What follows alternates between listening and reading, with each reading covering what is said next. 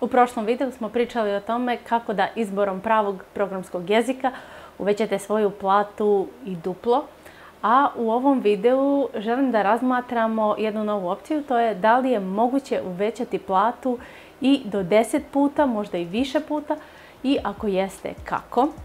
I ovdje ne pričamo o tome da sa lokalnog posla pređete na remote posao, jer to je generalno tema o kojoj pričamo na ovom kanalu i dosta puta smo pričali o tome. U ovom videu pričam o tome kako da svoju remote platu uvećate 10 ili više puta. Zvuči nemoguće. Nije nemoguće, ali jeste malo verovatno. I od vas zavisi da li ćete biti u grupi kojoj je to nemoguće, jer zapravo nekima će zaista to biti nemoguće, ili ste u grupi kojoj je to moguće, a malo verovatno da se desi. MJ DeMarco, autor knjiga The Fast Lane Millionaire i Unscripted, lepo to ilustruje jednim primjerom i kaže: život je kao gumball mašina. I ta gumball mašina ima loptice različitih boja unutra. Ubacite novčić i dobijete lopticu. I sad, loptice različitih boja, loptice su događaji u vašem životu, a boje određuju kakav je taj događaj. Pa su recimo bele loptice neki neutralni događaj. Crvene loptice su neki loši događaj, neke loše stvari koje se desi. Plave ili narandžaste loptice su recimo neki manje ili više dobri događaji. A žute loptice su recimo događaji koji se veoma retko dešavaju, koji su mnogo dobri, ali se dešavaju jednom u životu, recimo, ili možda i jednom u više života. I verovatnoća da dobijete žutu lopticu je veoma mala. Međutim, što duže igrate, vaše šanse da dobijete tu žutu lopticu su sve veće. I to je samo jedan problem, da ljudi nisu dovoljno dugo istrajni u onome što rade da bi došli do te žute loptice. Drugi problem je da neki ljudi igraju sa mašinom koja uopšte ne sadrži žute loptice. I to je upravo ono o čemu pričamo u ovom videu, to jest kako da sa mašine bez žutih loptica pređete na mašinu sa žutim lopticama, da kažem tako metaforično, i kako da sistematski povećate šansu da dođete do te žute loptice. I u kontekstu ovog videa ta žuta loptica će nam biti to povećanje zarade od 10 ili više puta. Kako to može da se desi? Plata kao plata, bilo da radite u domaćoj ili u stranoj firmi, raste linearno. Međutim, da biste imali ovo povećanje od 10 puta, u retkim situacijama i do 100 puta, vama je potrebno to neko eksponencijalno povećanje. O važnosti i potencijalu eksponencijalne funkcije smo pričali u onom videu kako otići u penziju sa 10 godina ili kako zaraditi $1 milion iz Srbije, ali u ovom videu ne pričamo o tome. Kada razumete važnost i moć te eksponencijalne funkcije, onda postaje lakše da uvidite prilike za ta 10x uvećanja. Dok vaša plata ne može da se uveća 10 puta, vrednost kompanije za koju radite relativno lako može da se uveća 10 puta. I sad, dok svi koji imaju svoj biznis ili vode neku kompaniju znaju koliko je zapravo teško voditi neki biznis i doći do toga da se to uvećanje desi, ipak svi oni grade taj biznis upravo sa tim ciljem, da dođu do tog nekog povećanja ne samo od 10 puta, nego od 100 i od 1000, možda čak puta. I to je činjenica koju možete da koristite ako želite da ne budete u ovoj grupi kojoj je to uvećanje od 10 puta apsolutno nemoguće, nego da budete u grupi kojoj je, iako malo verovatno, uvećanje od 10 puta i više ipak moguće. Da li to znači da treba da pokrenete svoj biznis da bi bilo moguće? Ne nužno. Ono što hoću ovdje da kažem jeste da treba gledati da uvek budete plaćeni i akcijama kompanije za koju radite. To još uvek nije toliko popularno ovdje u Srbiji, o tome se ne priča, niti kompanije daju takve akcije, jer nemamo jak startup ekosistem i nema puno kompanija kojima se dešava to 10x, 100x ili 1000x uvećanje. Međutim, na zapadu je mnogo takvih kompanija i ova praksa je dosta uobičajenija. I ono što ovdje želim da naglasim jeste da ne ignorišete tu mogućnost da budete plaćeni u akcijama kompanije, da li su to akcije, opcije ili neka druga varijanta, ali da imate na neki način učešće u udelu kompanije. Startic je skoro preneo vest da su investitori u Woltu zaradili 200 puta više od onoga što su uložili. Sad, pitanje je koliko su zaradili programeri koji su imali udeo u kompaniji. Ako su inicijalni investitori zaradili 200x, mislim da je bezbedno pretpostaviti da postoji dobar broj programera u kompaniji koji je zaradio barem 10x. Međutim, šta je tu glavni problem?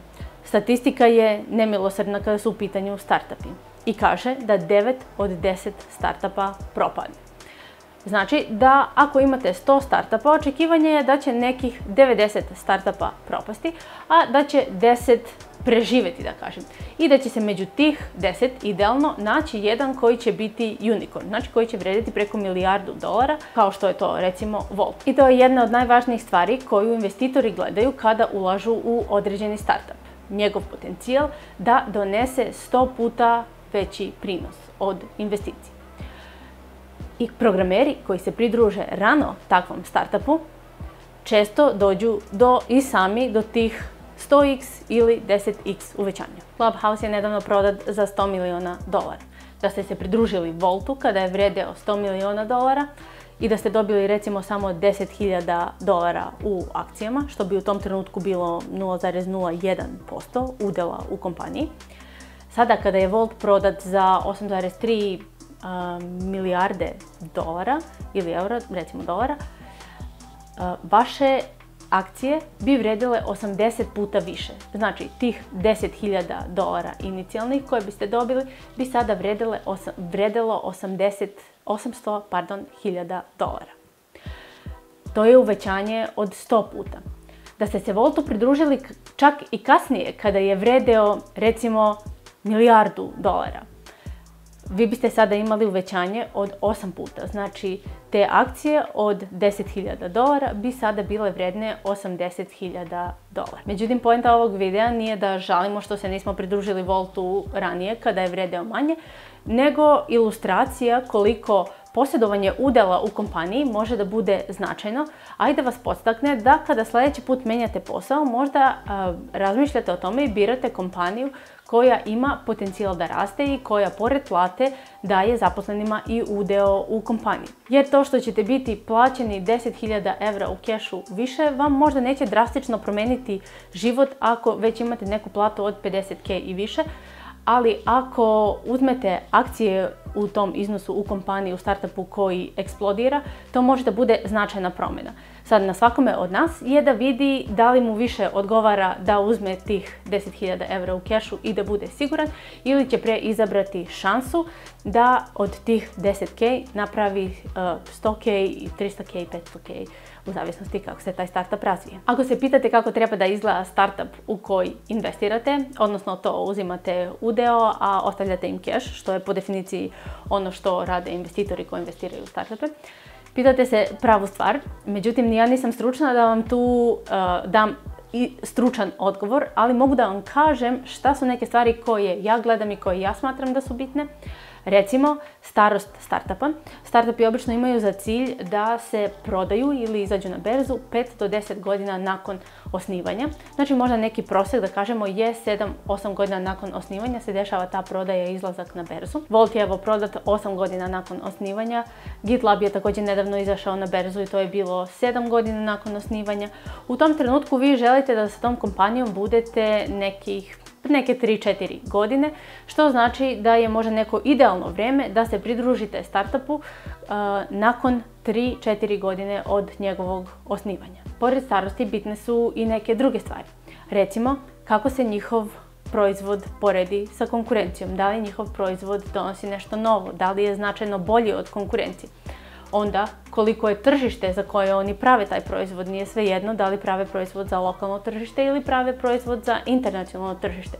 Nije svejedno da li je taj proizvod namijenjen recimo svim ljudima koji plaćaju online ili je možda namijenjen samo vlasnicima prodavnica na Shopify, recimo ako je tipa neki plugin ili nešto lupam.